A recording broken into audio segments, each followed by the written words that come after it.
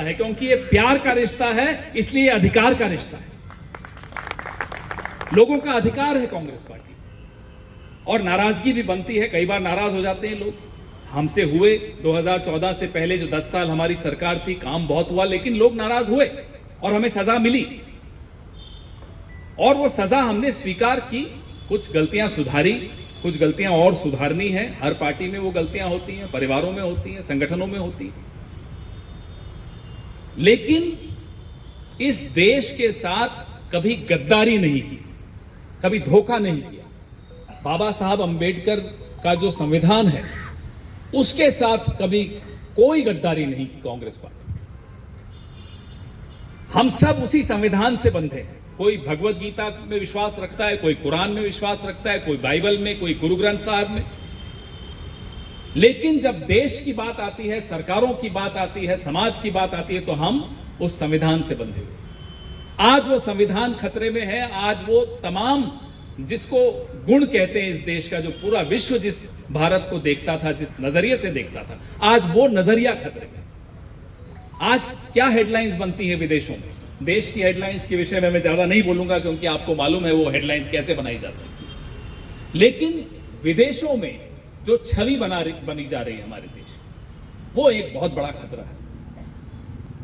आप पैसे खर्च करके देश के मीडिया को खरीद सकते हैं, पिछले 10 साल से खरीद रहे हैं, लेकिन जो असलियत है, जो सड़ांध आ रही है, उसको आप कैसे दबाओगे? आप लोगों का ध्यान सिलेंडर के दाम से हटाना चाहते हैं, आप लोगों का ध्यान पेट्रोल डीजल के दाम से हटाना चाहते हैं, आप बेरोजगारी से लोगों का ध्यान हटाना चाहते हैं, तो आप हिंदू मुसलमान कर देते हैं।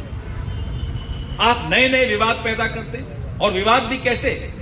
जो स्वतंत्रता संग्राम सेनानी अब हमारे बीच में नहीं रहे, इस देश के पूर्वजों को आपस में मरने के बाद लड़ाया जा रहा है कि साहब सरदार पटेल का नेहरू जी से नहीं बनती थी। ये क्या बात है साहब? इस देश के पूर्वजों का सम्मान पूरे विश्व में होता है, और यह पहली बार देखने को मिल रहा है कि इसी देश का प्रधानमंत्री उनका सम्मान नहीं करता, उनका अपमान करता। यह लड़ाई है हमारी, और ऐसी विरासत जो कांग्रेस पार्टी की है, जो इस देश की है, उस विरासत पे हम सबको बहुत गर्व होना चाहिए, और है। लेकिन अगर हम अपने पूर्वजों का सम्मान नहीं बचा पाएंगे, तो आप सोचिए हम समाज में क्या शक्ल दिखाने के काबिल रहेंगे, क्या मुंह दिखाने के काबिल रहेंगे, और समाज के लिए हम कर क्या पाएंगे जो अपने पूर्वजों का सम्मान नहीं कर पा रहे। इसलिए ये चुनौती हम सबको मिलकर स्वीकार करनी है।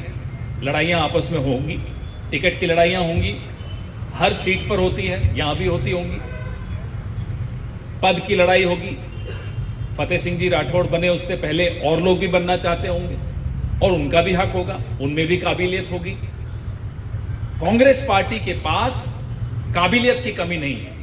हर राज्य में, हर जिले में, हर ब्लॉक में, हर विधानसभा क्षेत्र में, हर लोकसभा क्षेत्र में एक से एक काबिल रत्न कांग्रेस के पास है।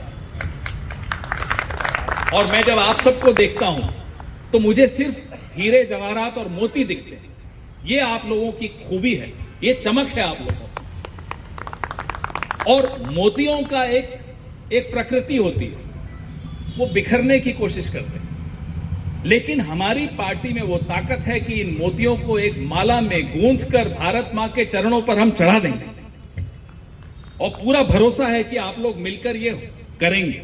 किसी को टिकट मिले, किसी को पद मिले, 5-7 दिन रूठ लेना, और रूठना भी जरूरी होता है, नहीं तो हम लोगों को मालूम ही नहीं पड़ता कौन रूठा कौन ना है। फिर हम मनाएंगे, आपको मान जाना। मनाने के लिए आपको हम सब आएंगे मनाने, दिल्ली से भी आ जाएंगे, लेकिन मानना जरूरी है। और फिर जो ये 20 साल की बात है, ये फिर सुनाई नहीं देनी चाहिए। इस बार ना केवल उदयपुर, मेवाड़ का नाम हमेशा इतिहास में स्वर्णिम अक्षरों में लिखा गया है। इस बार इस चुनाव के बाद भी मेवाड़ का नाम कांग्रेस के इतिहास में स्वर्णिम अक्षरों में लिखा जाना चाहिए। और अगर मेवाड़ अच्छा रिजल्ट देगा तो कोई रोक नहीं सकता। अच्छी योजनाएं हैं हमारी सरकार की, ऐसी योजनाएं जो पूरे देश में जिसकी चर्चा होती है। कभी कभी बहुत बहुत कम होता है, कभी कभी प्रधानमंत्री भी ईमानदारी से बोल देते हैं। एक आध बार ही बोला होगा पिछले 10 साल में, तो उस एक आध बार में भी सर्टिफिकेट दिया था उन्होंने गहलोत साहब को, इस सरकार को, कोविड के दिनों में। तो ऐसी सरकार जिसने इतना काम किया हो, जिसने मैनिफेस्टो के 97% काम कर दिए हों, अभी तो हफ्ता भर और है 100% हो जाएगा जिस तरह से काम कर रहे हैं, तो ऐसी सरकार को फिर लाना हमारी और आपकी दायित्व है। और अगर वो नहीं आती तो वो गलती मेरी और आपकी हो, फिर और किसी की गलती नहीं। तो इसलिए मैं यहाँ आया हूँ, हर डिस्ट्रिक्ट में मैं जाऊँगा, लेकिन शुरुआत में उदयपुर से करना चाहता है, मेरी जन्मभूमि, मेरी कर्मभूमि काफ़ी वक्त तक। तो मैं यहाँ से आगे और ज़िलों में भी जाऊँगा आने वाले 15-20 दिनों में, 1 महीने में, लेकिन शुरुआत में यहाँ से कर रहा हूँ। इस बार चूक ना हो जाए, और इस बार 11 बजे तक, जिस दिन काउंटिंग होगी 11 बजे तक उदयपुर का रिजल्ट आ जाना चाहिए, कांग्रेस के पक्ष में आ जाना चाहिए, 12 नहीं बजने चाहिए। धन्यवाद। जय हिंद, जय कांग्रेस।